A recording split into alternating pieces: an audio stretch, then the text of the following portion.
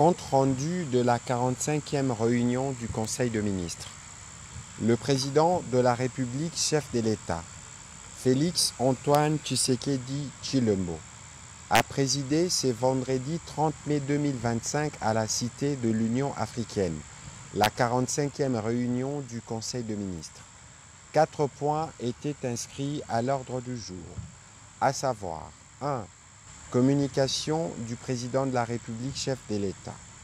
2. Point d'information. 3. Approbation d'un relevé des décisions du Conseil de ministres. 4. Examen et adoption de textes. La communication du président de la République a porté sur 2 points principaux, à savoir 1. De l'évolution géopolitique et économique mondiale. Le président de la République a commencé par attirer l'attention du Conseil sur une évolution géopolitique et économique majeure qui, bien qu'éloignée, en apparence a des répercussions sur la République démocratique du Congo. L'Organisation mondiale du commerce prévoit désormais une contraction du commerce de 0,2% cette année et le Fonds monétaire international abaisse ses prévisions de croissance mondiale à 2,8% et 3% pour l'année 2026.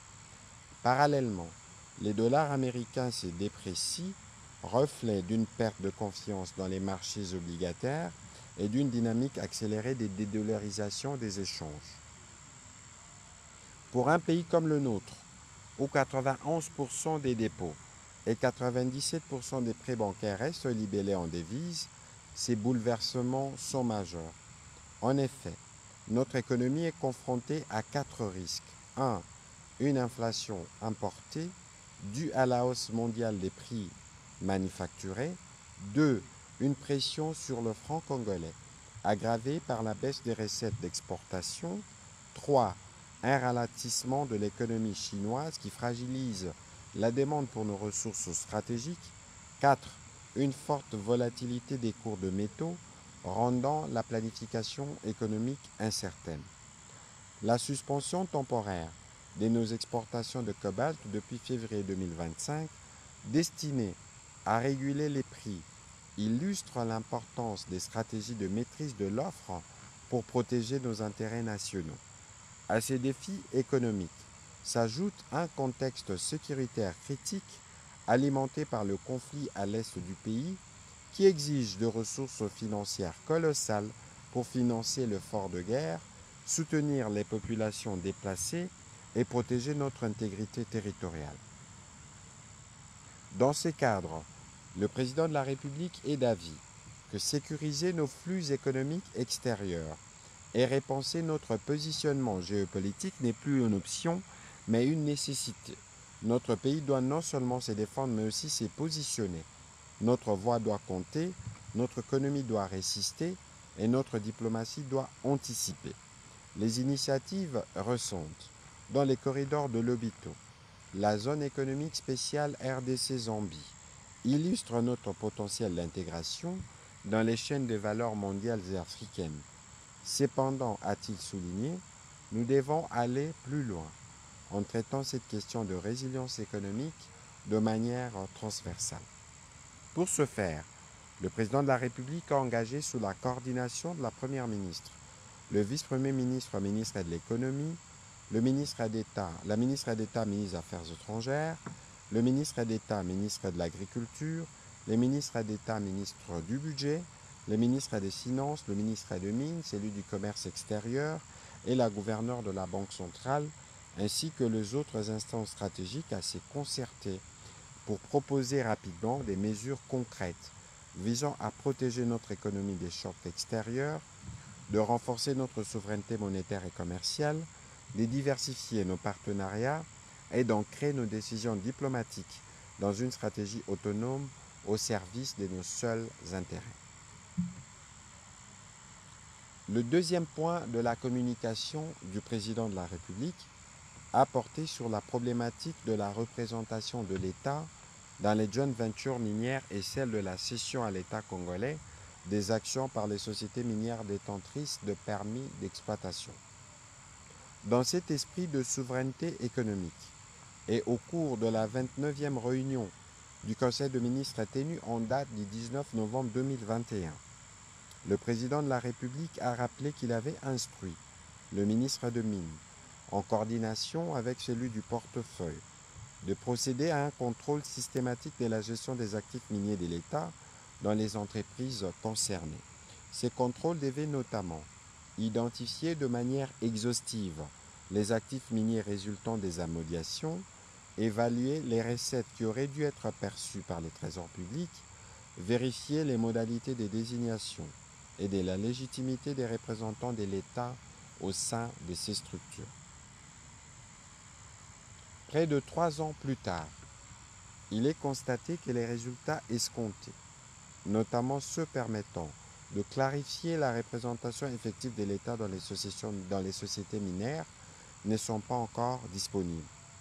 Par ailleurs, la situation dans les joint ventures minières, où l'État est censé jouer un rôle stratégique, demeure marquée par un manque de transparence préoccupant. Cette opacité nuit à la bonne gouvernance du secteur extractif et freine les efforts de mobilisation optimale des recettes publiques. Ce déficit de clarté des redditions de comptes est inacceptable, car il compromet les objectifs que nous nous sommes fixés en matière de justice économique, de développement durable et de consolidation de notre souveraineté sur nos ressources naturelles. Le président de la République a insisté sur le fait que la gestion de ressources minières n'est pas seulement une question économique, elle engage notre responsabilité devant la nation et les générations futures. Elle exige intégrité, rigueur et sens élevé de l'intérêt général. De ce qui précède et pour permettre au gouvernement de prendre les mesures correctrices nécessaires, il a instruit le ministre des Finances, le ministre de Mines ainsi que celui du portefeuille, en collaboration étroite avec son cabinet, à mettre en place une commission ad hoc qui sera chargée de lancer un audit exhaustif et systématique des actifs miniers relevant de la participation de l'État, évaluer la gouvernance de sociétés concernées, proposer des mécanismes de redressement des meilleures structurations de la présence de l'État dans les secteurs. Dans la suite de la communication du président de la République, la première ministre chef du gouvernement est quant à elle revenue sur quelques points, notamment sa mission d'itinérance dans les provinces du Kasaï central et du Kasaï. Cette mission a-t-elle rappelé viser quelques objectifs, notamment faire le point de l'état d'avancement des engagements du président de la République lors de sa visite en décembre 2024 dans ces provinces, appréhender les obstacles au bon déroulement des projets d'infrastructure afin de donner un nouvel élan aux initiatives à l'arrêt et réaffirmer le soutien renouvelé du gouvernement aux structures et équipes impliquées dans ces projets et enfin lancer un appel à la mobilisation et à la cohésion nationale. La mission a englobé diverses activités allant des rencontres populaires aux visites de projets d'infrastructure en passant par des réunions interinstitutionnelles et techniques. À Kananga, par exemple, un accent a été mis sur la relance économique ainsi que celle des infrastructures, notamment les lancements des travaux de la centrale hydroélectrique de Katende, la visite du chantier routier Kananga-Kalambambouji, la visite du projet d'énergie solaire Mégatron et des travaux de modernisation de la voirie urbaine. À Chikapa, outre la confirmation de la reprise de l'approvisionnement en eau potable, un souci affectant la colline de Kélé, elle a procédé à l'inspection de plusieurs travaux, notamment le pont Luangue, la déviation de Bondo, l'hôpital général de référence de Chikapa, le programme Chile-Gelou, le chantier de l'Assemblée provinciale. Pour tous ces travaux d'infrastructure et des luttes anti-érosives, elle a instruit le ministre d'État, ministre des Infrastructures, de réunir les structures concernées pour envisager les actions urgentes à entreprendre. Sur un autre chapitre, elle a évoqué les lancements, les jeudis derniers, des travaux du comité de pilotage de la cellule d'impulsion, de coordination et de redevabilité au service de la réussite du programme d'action du gouvernement 2024-2028, laquelle réunion a connu la participation de membres du gouvernement et des partenaires techniques et financiers. Appelée Delivery Unit, cette cellule constitue un outil stratégique de suivi de l'action gouvernementale.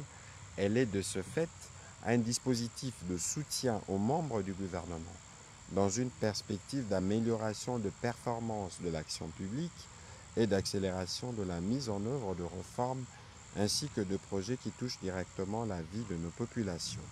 Elle a invité tous les ministères à travers leurs services respectifs à travailler avec la Delivery Unit afin d'améliorer le suivi de projets structurants par le gouvernement.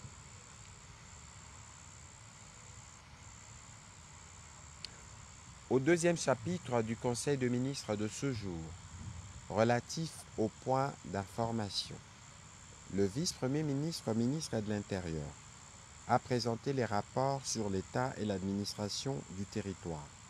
S'agissant de l'État et de l'administration du territoire, au cours de la semaine qui s'est achevée, l'état d'esprit de la population a été globalement marqué par la condamnation par l'opinion nationale de l'engagement de l'ancien président dans son entreprise avec l'armée rwandaise et ses supplétifs du M23 AFC pour renverser les institutions.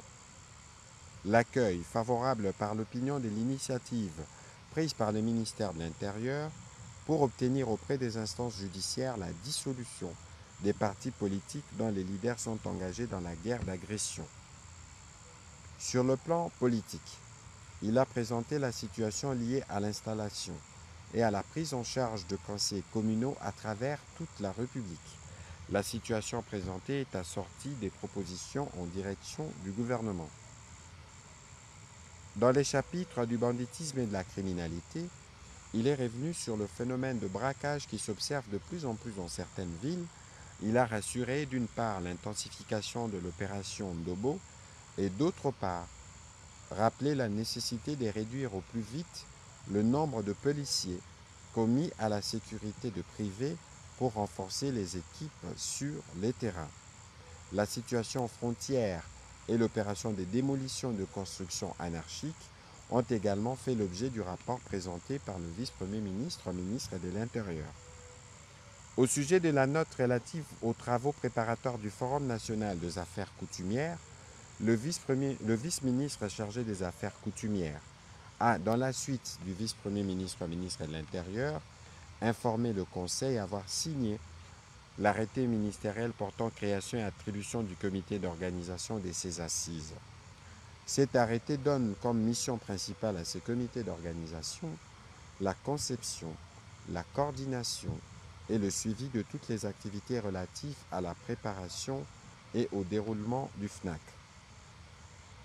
Les principaux participants sont les chefs coutumiers, les administrateurs des territoires, les délégués des gouvernements provinciaux, les ministères sectoriels transversaux, la présidence, la primature, la société civile. Il y aura également la participation des autorités coutumières de pays de différentes régions d'Afrique et du monde pour les partages d'expériences. Les travaux sont prévus du 30 au 3 juillet et seront lancés par le président de la République. Toujours sur ces chapitres sécuritaires, le vice-ministre à la Défense nationale a complété le vice-ministre de l'Intérieur en revenant sur les points saillants de la situation opérationnelle dans les différents fronts, spécialement dans la partie est de la République démocratique du Congo et de la calmie relative observée actuellement dans les triangles Kinshasa-Congo central-Grand Bandundu, conséquente à l'opération Gemba menée par les FARDC pour neutraliser les Mobondo et restaurer l'autorité de l'État. Au sujet de la situation épidémiologique, le ministre de la Santé publique, Hygiène et Prévention sociale a, avant de faire le point de la situation épidémiologique, revenu sur l'intervention que les gouvernements continuent d'assurer pour les différents sinistrés des différentes pluies observées il y a quelques semaines à Kinshasa. Par rapport à la semaine passée, la tendance pour ce qui concerne le Mpox à la 20e semaine est marquée par une diminution de cas suspects. Et pour marquer la solidarité du peuple congolais envers le peuple sierra-léonais Confronté à l'extension rapide du Mpox, le ministre de la Santé publique a mis à la disposition du gouvernement du Sierra Leone, au nom du gouvernement congolais, 75 000 doses de vaccins. Quant au choléra, comparé à la semaine précédente, la tendance à la 20e semaine est marquée par une baisse du nombre de nouveaux cas. La ville de Kinshasa a notifié 2 cas de choléra au cours de cette semaine, 4 cas suspects dont 3 confirmés par PSR dans la zone de santé des Ngiringiri et Bumbu. Aucun décès n'a été signalé et le plan de riposte a été renforcé. Par ailleurs, le ministre de la Santé a aussi informé le Conseil de l'acheminement d'un lot de 3,5 tonnes de médicaments antituberculeux et un train des laboratoires vers les provinces du Nord Kivu et du Sud Kivu avec l'appui de l'OMS. Note d'information relevant du secteur du plan. Le vice-premier ministre, ministre du Plan, a présenté au Conseil 2 notes d'information. La première portant sur la poursuite des travaux d'opérationnalisation du cadre de gouvernance des investissements publics. À ces sujets, il a indiqué qu'une commission d'experts a été mise en place en collaboration avec le ministère du Budget et des Finances afin d'accélérer le processus d'opérationnalisation du cadre de gouvernance des investissements publics. La dite commission a pour objectif spécifique notamment de passer en revue les cycles de gestion d'investissement public, de la préparation jusqu'à l'évaluation ex post des projets, afin d'identifier par phase les cycles, les principales activités à mener, les acteurs, les livrables et les délais. Finaliser la préparation et ou l'actualisation des outils de mise en œuvre du décret susmentionné, réexaminer les manuels de procédure de gestion des investissements publics et les cas échéants l'actualiser, mener toutes les réflexions sur l'amélioration de la gestion des investissements publics en RDC et formuler des propositions idoines. En prélude des activités de la Commission, une feuille de route a été préparée et validée par le comité de supervision. Ces derniers présentera chaque fois que nécessaire au Conseil de ministres le rapport sur le progrès des activités de la commission ad hoc assorti de recommandations appropriées. La deuxième note a porté sur les processus d'adoption du projet de décret portant création, organisation et fonctionnement du cadre de coordination et d'orientation de l'aide au développement. À ces propos, le vice-premier ministre, ministre du Plan, a indiqué qu'à la suite de la réunion mixte commission politique et commission de loi tenue le 19 février 2025, ce texte a été adopté moyennant recommandation d'harmonisation avec la ministre déléguée à la coopération internationale. Aussi a-t-il rassuré qu'après une série de séances de travail avec les experts, les 4 points de divergence ont été harmonisés. Note d'information relevant du secteur de l'environnement. La ministre d'État, ministre de l'Environnement et du Développement durable, a présenté au Conseil la note relevant la nécessité de la conservation et la sanctuarisation de la baie de Ngaliema, concession UTEX Africa. En effet, la végétalisation des espaces en milieu urbain est l'une des actions les plus régulièrement mises en avant pour atténuer les effets du changement, notamment pour lutter contre l'aggravation du phénomène d'îlots de chaleur urbains, mais aussi pour créer des parcs récréatifs écotouristiques.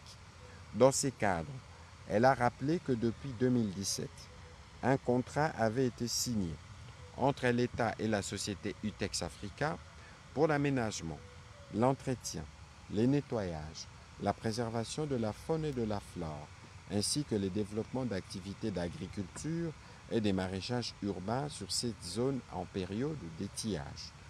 Afin de sauvegarder cet écosystème fragile de la baie de Ngaliema, son ministère, en partenariat avec UTEX Africa au travers son SBL Texaf Bilembo, prévoit une série d'aménagements de ces espaces verts naturels à destination touristique, des détentes et des loisirs pour le bien-être de la population quinoise en manque d'espaces verts dont les travaux préparatoires sont en cours. Le lancement officiel est prévu le 5 juin de cette année sur la baie d'Engalima au cours de la célébration de la journée de l'environnement. Le Conseil a pris acte de sa note. Note d'information relevant du secteur de l'aménagement du territoire. Le ministre d'État, ministre de l'Aménagement du territoire, a informé le Conseil du rapport de l'évolution du dossier relatif à la formation du GEO-RDC et la mise en place d'un géoportail national. Dans cette optique, les principales actions réalisées au cours du processus de formalisation du GEO-RDC étalé de novembre 2024 à avril 2025 sont les suivantes. La définition de 8 domaines prioritaires pour le développement en République démocratique du Congo, la priorisation des actes d'intervention du GEO-RDC, la mise en place d'un cadre institutionnel et organisationnel, la constitution des 10 groupes de travail dirigés par une cinquantaine de scientifiques et experts provenant de tous les ministères sectoriels et agences publiques intervenant dans les domaines prioritaires. Les prochaines étapes cruciales pour la pleine opérationnalisation du GEO-RDC comprennent notamment l'endossement institutionnel de la feuille de route sous le haut patronage du président de la République, la finalisation de l'opérationnalisation, la mobilisation de partenaires nationaux et internationaux pour la constitution du réseau partenarial du GEO-RDC, les démarrages de la feuille de route prioritaire, les recrutements de consultants internationaux et nationaux, afin de bénéficier d'une expertise de pointe et d'assurer un transfert efficace de connaissances. Le ministre d'État, ministre de l'Aménagement du territoire, a terminé à présenter au Conseil les priorités actuelles pouvant permettre à notre pays d'atteindre les objectifs qui s'est fixés dans ces domaines importants. Le Conseil a pris acte de sa note d'information. Note relevant du secteur de l'énergie. Le ministre des Ressources hydrauliques et électricité a fait le point du projet régional de l'hydroélectrique Ruzizi 3 en cours de développement avec les concours des États membres de la CEPGL, les bailleurs de fonds, des investisseurs privés dont la clôture financière est imminente, afin de permettre à la société projet Ruzizi 3 Energy Limited de mobiliser les fonds nécessaires pour la mise en œuvre des activités capitales restantes de la phase du développement du projet jusqu'à la date de la clôture financière fixée au 30 septembre 2025. Il sera question de signer l'avenant numéro 4, raison pour laquelle il a sollicité l'approbation de la Première ministre. Note d'information relevant du secteur du portefeuille. Le ministre du portefeuille a fait l'état de lieu relatif à la relance des activités à vocation du secteur public agricole, lesquelles disposent d'un potentiel de développement garanti, à savoir 1. Le projet du parc agro-industriel de Bukangalonzo pour la production agricole de grande envergure. Étant donné que l'État congolais a investi des ressources importantes dans la réalisation de ce projet, le ministre du portefeuille a préconisé la mise en place d'une commission mixte interinstitutionnelle afin d'organiser une mission pouvant aboutir à faire un état des lieux qui aborde la question de manière holistique sur l'existant, la gouvernance, l'actionnariat, les états financiers, les engagements vis-à-vis de l'État ainsi que les engagements vis-à-vis de tiers. Cela permettra de pouvoir élaborer un plan de relance sur base des éléments objectifs en vue de rentabiliser l'investissement déjà consenti. 2. Triomphe dans l'objet social et la production des engrais pour appuyer les secteurs agricoles.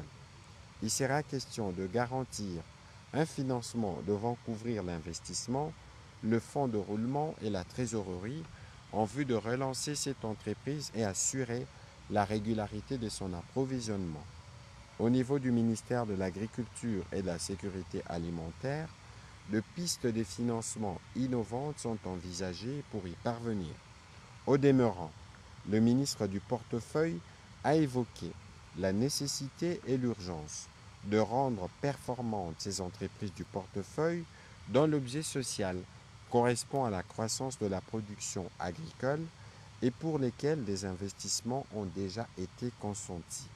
L'objectif est de faire face à l'insuffisance de l'offre alimentaire intérieure de produits agricoles de consommation de masse, liée naturellement à la faiblesse de l'investissement dans ces secteurs et l'importation de denrées alimentaires de base pour une facture annuelle moyenne de 1,5 milliard de dollars. Le Conseil a pris acte de sa note d'information. Note d'information relevant du secteur des affaires sociales. La ministre des Affaires sociales, Action humanitaire et solidarité nationale a brossé la situation humanitaire dans la province du Tanganyika suite notamment aux dernières inondations dans la ville de Kalemi. En janvier et avril 2025, de pluies diluviennes dans les zones bordant les rivières Kalemi, Lukuga, Rugumba, Kituku, Lubuye, les lacs Tanganyika et le fleuve Congo, ainsi que leurs principaux affluents, ont provoqué des inondations majeures par un débordement des eaux se déversant dans les bas-fonds de terre où vit la population. Ceci a pour conséquence notamment environ 289 142 personnes, soit 48 190 ménages sont affectés par les inondations dans plusieurs territoires du Tanganyika. Kalemi reste le territoire le plus affecté avec environ 80 000 personnes sinistrées. Cette province est également confrontée à une épidémie de choléra. Actuellement, 9 de 11 zones de santé sont touchées. Les bilans sanitaires rapportent un cumul de 2647 cas, dont 44 décès enregistrés entre le 1er janvier et le 17 mai 2025. Plusieurs cas de décès dus à la rougeole ont aussi été rapportés dans les aires de santé d'accueil des déplacés, ce qui augmente encore la précarité de leur situation. Du point de vue matériel, un bilan a été fait. Face à cette situation, le président de la République a instruit le gouvernement de travailler diligemment avec la ministre des Affaires sociales pour que les recommandations qu'elle a formulées puissent être traduites en actes concrets en vue de soulager les populations qui sont affectées. Le Conseil a pris acte de sa note d'information. Dernière note d'information relevant du secteur de la formation professionnelle, le ministre de la Formation professionnelle a présenté au Conseil 2 notes d'information. La première portant sur l'institution d'un répertoire national des formateurs de la formation professionnelle. Ce répertoire permettra la reconnaissance et la traçabilité des formateurs compétents et qualifiés, ainsi que des détails contextuels importants les concernant notamment dans les domaines d'expertise. Il sera aussi institué l'octroi d'une licence en formation professionnelle qui est un document délivré par son ministère ou par un organisme attitré reconnaissant pour une personne les compétences d'assurer la formation professionnelle pour une durée déterminée selon les filières. C'est une étape importante vers l'institution en cours d'un registre national des formateurs qui est un outil normatif sectoriel stratégique. Il aura un caractère public et sera consultable auprès des services compétents ou des organismes accrédités ou partenaires intéressés par la formation professionnelle. La deuxième note a porté sur l'état d'avancement des sessions gratuites des formations en faveur des inscrits de la première édition de la foire de formation professionnelle et des dépendants des militaires et policiers. En effet, les sessions des formations orientées vers l'auto-employabilité ont enregistré un taux de déperdition de 36%, lié notamment aux difficultés rencontrées par les apprenants et les établissements de formation mis à contribution. Toutefois, 3006 apprenants vont clôturer leur formation le 7 juin 2025. Ils sont repartis comme suit: 906 apprenants dépendants des militaires et des policiers, soit 293 formés en ambulatoire et 613 dans plusieurs autres filières, et 2100 apprenants issus des inscrits de la première édition de la foire de la formation professionnelle dans divers métiers. Le Conseil a pris acte de ces notes. Au troisième chapitre du Conseil de ministres de ce jour, relatif à l'approbation d'un relevé des décisions, les membres du Conseil ont approuvé le relevé des décisions prises lors de la 44e réunion ordinaire du Conseil de ministres du vendredi 23 mai 2025. Au dernier chapitre du Conseil de ministres de ce jour, relatif à l'examen et à l'adoption de textes. 1. Projet de loi d'habilitation du gouvernement. Le vice-ministre chargé du contentieux international a soumis au Conseil pour examen et adoption le projet de loi portant habilitation du gouvernement à prendre des mesures relevant du domaine de la loi pendant la période qui dureront les prochaines vacances parlementaires. Il a énuméré et expliqué les matières pour lesquelles l'habilitation est sollicitée. Après débat et délibération, le Conseil a adopté ces projets de loi.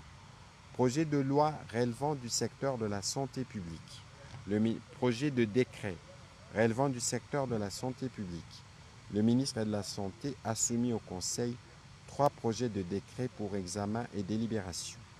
Projet de décret portant organisation et fonctionnement du système national d'approvisionnement en médicaments. C'est l'une des mesures d'application des dispositions de l'article 54 de la loi numéro 18/35 du 13 décembre 2018 fixant les principes fondamentaux relatifs à l'organisation de la santé publique telle que modifiée et complétée par l'ordonnance loi numéro 23/006 du 3 mars 2023. Ces dispositions instituent un système national d'approvisionnement en médicaments en vue d'assainir les secteurs pharmaceutiques de pratiques illicites qui occasionnent la circulation de médicaments des qualités douteuses voire contrefaits d'une part et améliorer la disponibilité et l'accessibilité aux médicaments de qualité d'autre part. Projet de décret portant création, organisation et fonctionnement d'un service public dénommé Agence nationale du médicament ANAMED. Conformément au texte précité, il est également prévu la création de ces services publics en vue de doter les SNAM d'une structure publique qui fait présentement défaut au système. Le troisième projet de décret fixant les modalités des prélèvements de la taxe de promotion de la santé dévolue au Fonds de promotion de la santé vise le financement du système de santé de la RDC, conformément à l'article 128 bis in fine de la loi numéro 18/35 du 13 décembre 2018, fixant les principes fondamentaux relatifs à l'organisation de la santé publique tels que modifiés et complétés par l'ordonnance loi numéro 23/006 du 3 mars 2023. Après débat et délibération, tous ces 3 projets de décrets ont été adoptés. La ministre déléguée près le ministre des Affaires sociales en charge de personnes vivant avec handicap a soumis au Conseil pour examen et délibération les projets de décret fixant les modalités pratiques d'octroi de la médaille de la vaillance pour la patrie aux personnes devenues handicapées suite à leur engagement au service de la nation. En application de la loi organique numéro 22/003 portant protection et promotion des droits de la personne avec handicap, de l'ordonnance loi numéro 23/022 du 11 septembre 2023 portant création de la médaille précitée, cet acte permettra à la nation congolaise de reconnaître la bravoure et l'engagement de militaires et d'autres personnes physiques engagées dans la défense de l'intégrité territoriale de notre pays. C'est aussi un signe de solidarité avec eux pour les sacrifices endurés au nom de la patrie. Par ailleurs, les textes sus évoqués répondent aux prescrits de la Convention relative aux droits de personnes handicapées et de la résolution 2475 des Nations Unies sur la protection de personnes handicapées dans les situations des conflits armés. Après débat et délibération, ce texte a aussi été adopté. Commencé à 15h27, la réunion du Conseil des ministres a pris fin à 19h20. Je vous remercie.